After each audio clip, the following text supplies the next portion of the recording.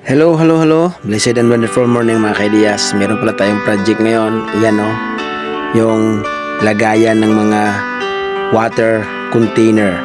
Ayan po. So, umpisan po natin ang paggawa mga kaidiyas.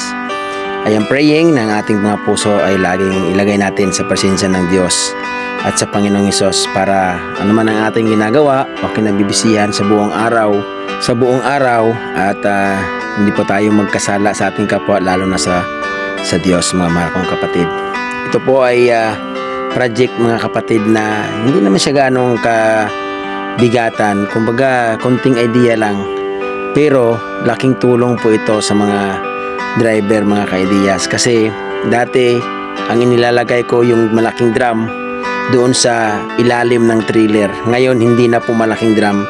Ito na lang yung mga container mga mahal kong kapatid na nasa 20 liters yata ang laman nito. So ang idea para magaan ang paglagay nila ng tubig at the same time paghugas nila every time na magluluto sila is yun po ang suggestion na ilagay na lang sa gilid. Actually ang nakaisip nito mga kaidiyas yung kapwa ko ring driver na si Joel Edge Nibres. At ang pagdisenyo naman ng frame na bakal kung paano ilagay ang container ng maayos, siyempre pinag-isipan natin yan at hiningin natin sa Diyos para bigyan tayo ng idea. Itong mga project na ito mga kaidiyas, kumbaga hindi siya talaga malalim. Pero pag hindi tayo mag-isip ng mainam, hindi rin natin mailalagay ng maayos.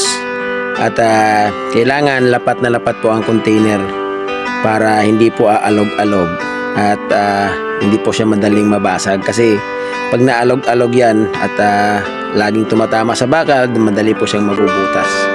At ito po ang idea na to, sabi ko nga kanina na inumpisahan ni Joel Edge Nibres. Ngayon, halos lahat na ng mga driver is yun ang gusto nilang gawin.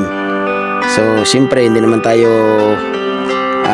tatanggi sa kanila kasi nagbibigay din sila minsan ng mga idea. Kung wala silang mabigay, ayos lang din. Ang mahalaga ay makapagserbisyo tayo sa kanila nang masaya tayo mga mahal kong kapatid, mga kaidiyas. Ayan na po ang ating tapos na proyekto at yan ating ilalagay sa gilid ng kanilang trailer. Marami pong salamat at God bless para sa lahat.